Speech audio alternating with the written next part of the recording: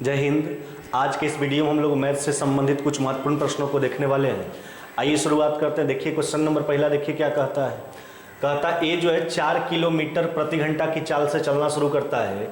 4 घंटा बाद बी उसी बिंदु से उसी दिशा में 10 किलोमीटर प्रति घंटा की चाल से साइकिल से चलना शुरू कर देता है। कहता है प्रस्थान बिंदु से कितना दूरी पर बी जो है ए को पकड़ लेगा। कहने का मतलब से ही पूछा गया बी जो है ए को कितना दूरी पर जाकर पकड़ लेगा, है ना। अब ध्यान दीजिएगा, पहले हम ये सोचेंगे कि बी जो है ए को पकड़ पाएगा कि नहीं। पकड़ लेगा, क्योंकि ए जो चल रहा था वह 4 किलोमीटर प्रति घंटा का स्पीड से चल रहा था और बी जब पीछा उसका किया साइकिल से तो उसका स्पीड 10 किलोमीटर प्रति घंटा है ना। तो हम पहले निकाल लेते हैं समय, है ना, कि बी जो है ए को कितना समय में पकड़ेगा। अब देखिए ना, जब तक बी चलना नहीं शुरू किया था तब तक ए चल कितना दिया, है ना। तो 4 का स्पीड था, 4 घंटा चला तो हो जाएगा 4 गुना 4 यानी 16 किलोमीटर ए चल गया, है ना।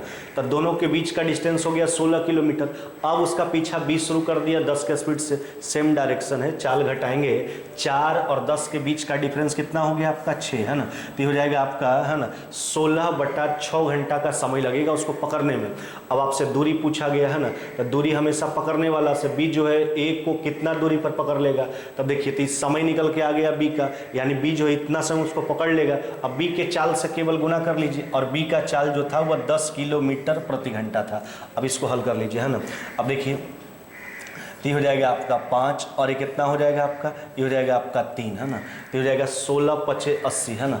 80 बटा कितना हो जाएगा आपका 3, है ना।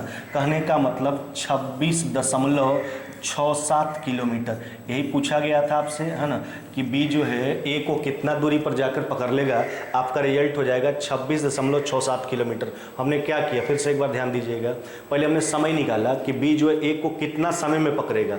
तो समय निकाले तो दोनों के बीच का डिस्टेंस, जब तक दोनों चलना शुरू किया है तो जब तक बी गति में नहीं आया था तब तक ए 16 किलोमीटर चल चुका था और ए चल रहा है 4 के स्पीड से। उसी दिशा में बी उसका पीछा किया था 10 के स्पीड से, सेम डायरेक्शन था। हमने चाल घटाया, है ना, तो चाल का अंतर आ गया 6। समय निकाल लिए, समय हो गया 16/6 घंटा। अब बी से बी कितना दूर पर पकड़ेगा उसको जाके, तो बी के पकड़ने दूरी हमेशा पकड़ने वाला से ही ज्ञात किया जाता है। तो पकड़ने वाला का जो चाल था वह 10 किलोमीटर प्रति घंटा था। तो इस समय में जो है चाल से गुना कर लिए, डिस्टेंस निकल के आ गया 26.67 किलोमीटर। आइए अगला क्वेश्चन पर विचार करते हैं।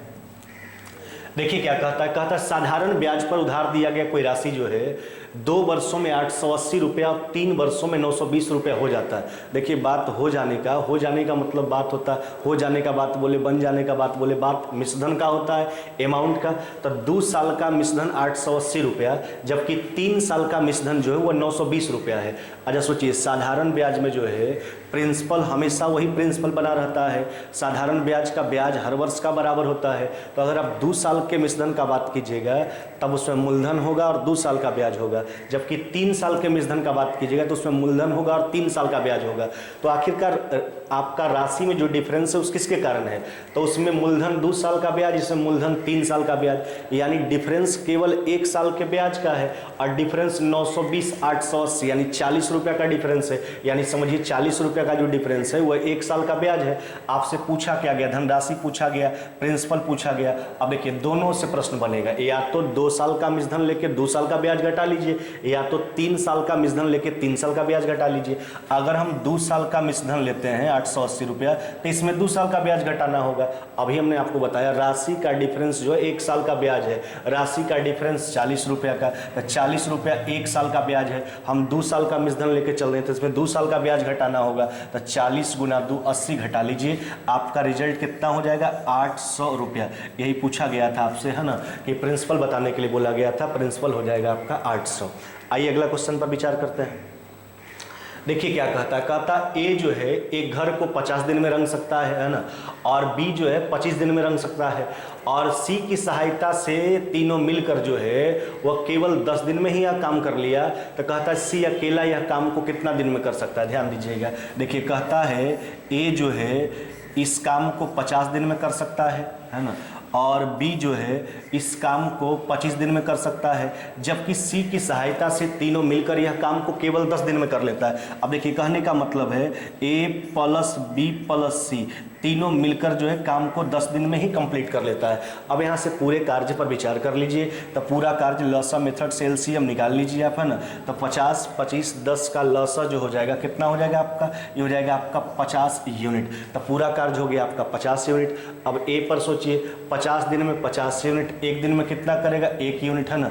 बी जो है 25 दिन में 50 यूनिट, एक दिन में कितना करेगा 2 यूनिट, और तीनों मिलकर 10 दिन में 50 यूनिट, एक दिन में कितना करेगा 5 यूनिट। अब हमसे एक्चुअली कहता क्या है, कहता सी अकेला यह काम कितना दिन में करेगा। देखिए सी के लिए पूछा गया, तो पूरा काम हो गया आपका 50 यूनिट, तो सी के एक दिन के काम से भाग लगा दीजिए, है ना। अब सोचिए ए के एक दिन का काम 1 यूनिट, जबकि बी के एक दिन का काम 2 यूनिट, तो दोनों मिला के हो गया आपका 3 यूनिट, जबकि तीनों के एक दिन का काम 5 यूनिट। तो तीनों के एक दिन के काम में ए और बी के एक दिन के कार्य को घटा लेंगे, तो 5 में से 3 चला गया, कितना हो जाएगा आपका, ये हो जाएगा आपका 2, है ना। तो 50/2 कितना हो जाएगा आपका 25 दिन आपका उत्तर हो जाएगा, है ना। ऑप्शन नंबर हो जाएगा आपका सी। आइए अगला क्वेश्चन पर विचार करते हैं। देखिए क्या कहता है, कहता x माइनस में 5√x माइनस में 1 बराबर 0, x स्क्वायर प्लस में 1/x स्क्वायर का मान बताना है। अब देखिए इसके लिए क्या करते हैं, तो x square plus 1/x square का मान निकालने के लिए आप इसको पहले क्या कीजिए, √x से भाग लगा देते हैं। आपके पास जो दिया गया है वह है x माइनस में 5√x, है ना, माइनस में 1 बराबर में कितना हो गया आपका 0, √x से भाग लगा दीजिए, है ना। तो √x से भाग लगाइएगा तो हो जाएगा आपका √x, है ना, माइनस में 5 माइनस में 1/√x बराबर में कितना हो जाएगा आपका 0।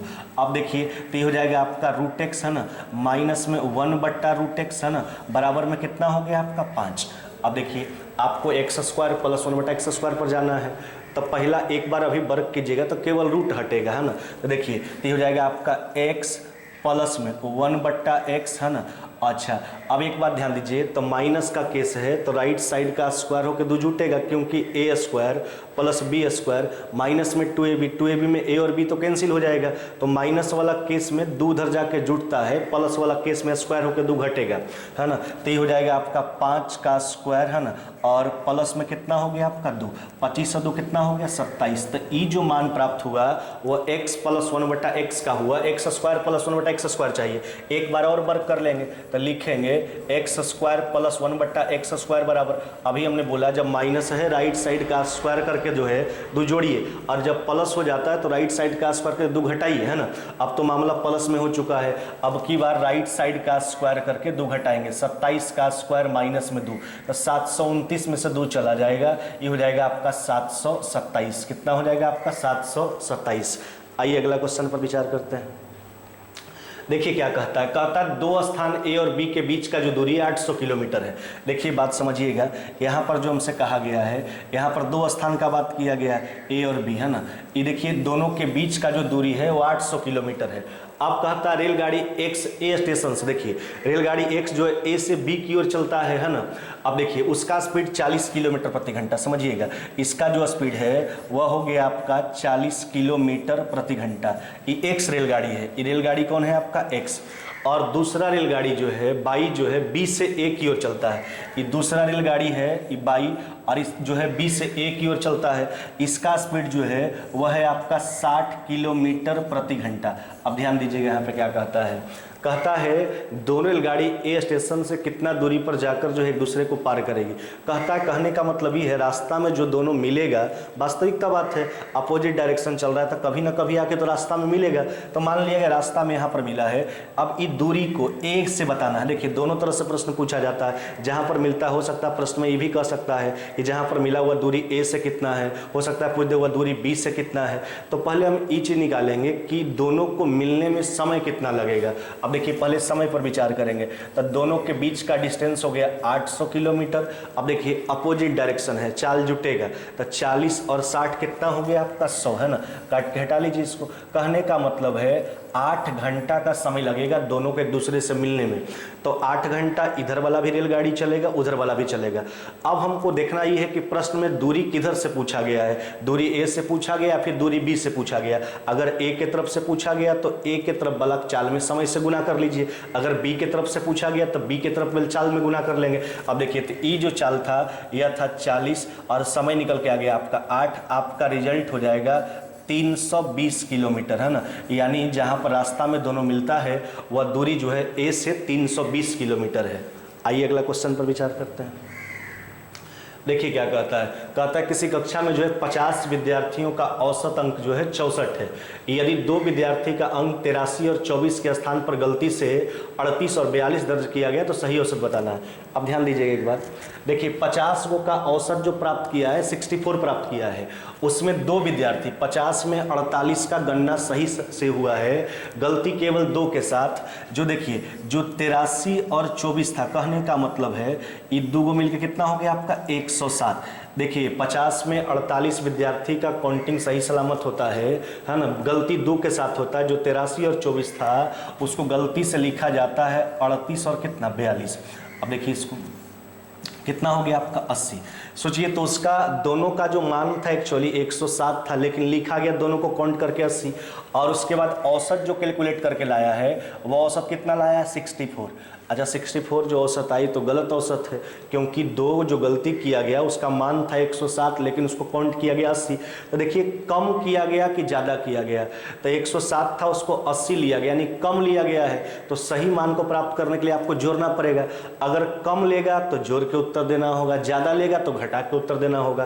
तो 107 को 80 लिखा गया यानी कम लिखा गया है, तब कितना कम लिखा गया 27 कम लिखा गया, तो 27 जोड़िए। अब ध्यान दीजिएगा 64 तो आपका औसत मान है, 64 जो है ये आपका एवरेज वैल्यू है, तो इसको भी औसत में कन्वर्ट करना है तो नंबर ऑफ क्वांटिटी से भाग लगा दीजिए। तो यानी विद्यार्थी का संख्या कितना था 50, है ना। अब देखिए 2 से गुना कर लेंगे तो हो जाएगा 54/100, यानी 64 अब प्लस में 0 कितना हो जाएगा आपका 54। अब इसको कैलकुलेट कर लीजिए, यानी 64 कितना हो जाएगा आपका 54, यही इसका सही औसत हो जाएगा। बस ध्यान इस बात का रखिएगा कि जितना ज़्यादा लीजिएगा उतना कम करके उसको फिर वापस औसत में कन्वर्ट कर लीजिए। अगर कम लिए हैं तो उतना बढ़ा के फिर वापस उसको औसत में कन्वर्ट कर लीजिए, है ना। आइए अगला क्वेश्चन पर विचार करते हैं। देखिए क्या कहता है 27 सदस्यों का औसत शून्य है, उनमें ज़्यादा से ज़्यादा कितनी संख्या ऐसी हो सकती है जो शून्य से बड़ी होगी। अब यार एक बात का ध्यान दीजिएगा, 27 का औसत शून्य है तो औसत को जोगफल में कन्वर्ट करने के लिए नंबर ऑफ क्वांटिटी से गुना करेंगे, तो 27 से गुना कर लीजिए, यानी सबका जोगफल कितना हो गया 0। अब सोचिए कहने का मतलब है 27 का अगर औसत शून्य है तो सबका जोग भी 0 हो जाएगा। अब हमसे कहता क्या है उनमें से ज़्यादा कितनी संख्याएँ शून्य से बड़ी हो सकती है। अब आपको केवल सोचना, ये प्रश्न को बनाना नहीं है, कहता कितना संख्या ज़्यादा से ज़्यादा शून्य से बड़ी आप कर सकते हैं। अब एक बात का ध्यान दीजिएगा, तो ज़्यादा से ज़्यादा यहाँ पर 26 संख्या को हम शून्य से बड़ा लेकर चल सकते हैं। शून्य से बड़ा लेकर ज़्यादा से ज़्यादा का बात किया, कितना 27 तो आप शून्य से बड़ा लेकर नहीं चल सकते हैं। 27 को शून्य से बड़ा लेकर चलिएगा तो उसका जोगफल तो कभी 0 प्राप्त होगा नहीं। तो 26 को आप 0 से बड़ा लेकर चल सकते हैं, इसका कुछ ना कुछ जोगफल प्राप्त होगा। अब जितना जोगफल प्राप्त होगा समझिए 27वां जो संख्या होगा उतना निगेटिव कर लेंगे तो 0 प्राप्त हो जाएगा आपका जोगफल। तो आपसे यही पूछा गया कितना संख्या आप 0 से बड़ा अधिक से अधिक ले चल सकते हैं। तो ज़्यादा से ज़्यादा आप 26 संख्या को 26 संख्या को 0 से बड़ा ले सकते हैं, 27 को नहीं ले सकते हैं। 26 लीजिएगा, जितना जोगफल आएगा 27वां अगर उतना निगेटिव कर लिया जाए तो जोगफल आपको 0 प्राप्त हो जाएगा। तो आपसे बस यही पूछा गया था कितना संख्या शून्य से बड़ा लिया जा सकता है, आपका उत्तर हो जाएगा 26। आइए अगला क्वेश्चन पर विचार करते हैं। देखिए क्या कहता है 2 वर्षों के लिए 12% प्रति वर्ष की दर से ₹100 के चक्रवृद्धि ब्याज और साधारण ब्याज का अंतर ₹43.20 है। x का मान पूछा गया। अब ध्यान दीजिएगा, कहता है x आपका प्रिंसिपल हो गया, 2 वर्षों के साधारण ब्याज और चक्रवृद्धि ब्याज का अंतर ₹43.20, रेट आपका 12% है। ध्यान दीजिएगा, तो 2 साल के CI SI के बीच का जो डिफरेंस होता है, देखिए पहला साल जितना साधारण ब्याज उतना ही चक्रवृद्धि ब्याज, लेकिन साधारण ब्याज में तो हर वर्ष का ब्याज बराबर होता है। चक्रवृद्धि ब्याज का एक ऐसा प्रक्रिया होता है जिसमें ब्याज पर ब्याज लगता है, तो पहला साल दोनों बराबर होता है। अगला साल में जब जाएंगे तो साधारण ब्याज तो जितना पहला साल था अगला साल भी उतना ही होगा, लेकिन चक्रवृद्धि ब्याज का जहां तक बात है पहला साल जितना था उतना तो होगा ही, और साथ में पीछे वाला ब्याज का ब्याज भी। तो 2 साल का जो अंतर होता है वह 1 साल के ब्याज के बराबर होता है। तो 1 साल का ब्याज निकालेंगे तो हो जाएगा आपका 12/100। इस ब्याज का ब्याज निकाल लीजिए, फिर 12/100। यही अंतर हो जाता है 2 साल के CI/SI के बीच में, और अंतर जो है वह है 43 रुपया 20 पैसा के रूप में। अब देखिए 100 से इधर गुना करेंगे तो इसका दशमलव कैंसिल हो जाएगा। अब 144 से काट लीजिए, 144 से कट जाएगा आपका 30 बार में, यही x का मान पूछा गया। तो x बराबर कितना हो जाएगा आपका, ये हो जाएगा आपका 3000 रुपया। यही पूछा गया था, x का मान बताया पूछा गया था, x का मान हो जाएगा आपका कितना 3000। आइए अगला क्वेश्चन पर विचार करते हैं। देखिए क्या कहता है एक वृत्त की 2 जीवाएं AB और CD जो है वृत्त के अंतर्गत बिंदु P पर एक दूसरे को काटती है। अब देखिए बात समझिए ना, इस तरह का बात किया गया है आपके साथ। कहने का मतलब है एक वृत्त का बात किया गया है। अब इसके अंतर्गत 2 जीवा है। अब एक जीवा जो है ये आपका AB है और दूसरा जीवा जो है यह हो गया आपका CD। अब इसमें कहता क्या है, एक दूसरे को बिंदु P पर, यह बिंदु हो गया आपका P। अब इसमें कहता AB पूरा हो गया 10, PC का मान हो गया आपका 5। PC कितना हो गया आपका 5 है ना। AP कितना हो गया आपका 4। सोचिए AB पूरा था आपका 10, उसमें AP अगर 4 है तो BP कितना हो जाएगा आपका 6।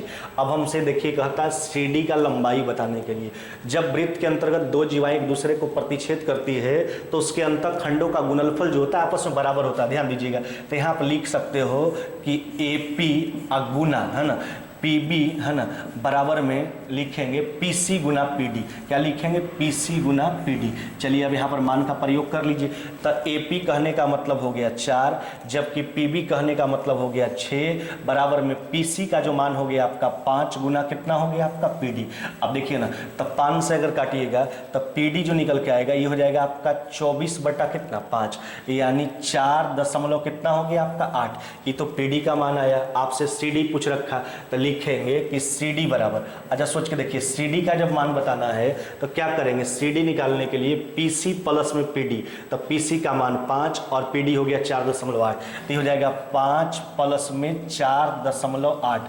आपका उत्तर कितना हो जाएगा 9.8, 9.8। ऑप्शन नंबर बी है ना, आपका उत्तर हो जाएगा 9.8। PD निकल के आ गया 4.8। अब हमको एक्चुअली CD बताना था, तो PC प्लस PD 5 प्लस में 4.8 9.8 सेंटीमीटर। आइए अगला क्वेश्चन पर विचार करते हैं। देखिए क्या कहता है कि रेलगाड़ी जो है बिना रुके हुए 80 किलोमीटर प्रति घंटा की औसत गति से, और रुकने के साथ, जब कहता है रेलगाड़ी जब रुक कर चलता है तो उसका स्पीड 64 है, और जब बिना रुके हुए चलता है तो उसका स्पीड 80 है ना। तो रेलगाड़ी का औसतन प्रति घंटा रुकावट पूछा है मिनट के रूप में। एक तो नॉर्मल बात है, देखिए एक तो फार्मूला के माध्यम से बना सकते हैं। अगर प्रति घंटा रुकावट आपसे पूछे तो सीधा क्या कीजिएगा, चालों का अंतर गुना 60 बटा बड़ी चाल। चाल का अंतर तो 80 और 64 के बीच का डिफरेंस कितना हो गया 16। चालों का अंतर गुना 60 बटा बड़ी चाल। बड़ी चाल कितना हो गया आपका 64। अब देखिए ना, तो इसको हल कर लीजिए।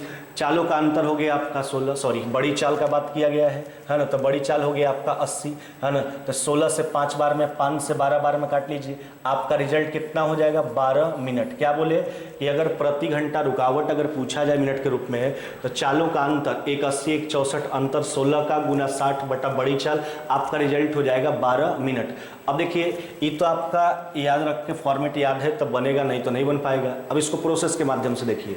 कहता है एक रेलगाड़ी जब जो है किसी दूरी के लिए है ना, अगर वो बिना रुके हुए चलता है तो उसका स्पीड 80 किलोमीटर प्रति घंटा है, और रुक कर चलता है तो उसका स्पीड कितना है 64 किलोमीटर प्रति घंटा। देखिए तो दोनों स्पीडे है रेलगाड़ी का है ना, एगो बिना रुके हुए, एगो रुक कर। अब यहाँ पर ध्यान दीजिएगा, टोटल डिस्टेंस को हम मान लेते हैं। अब टोटल डिस्टेंस कैसे मानेंगे है ना, तो टोटल डिस्टेंस जो है, अब दोनों का लॉसा देख लीजिए, तो 80 और 64 का लॉसा कितना हो जाएगा आपका 320। तब पूरा दूरी हो गया आपका 320 किलोमीटर, क्योंकि वह दूरी 80 से भी तय होना चाहिए, 64 से भी तय होना चाहिए। अब देखिए ना, तो 80 के स्पीड से 320 किलोमीटर जाएगा तो समय कितना लगेगा 4 घंटा। 64 के स्पीड से जाएगा समय कितना लगेगा 5 घंटा।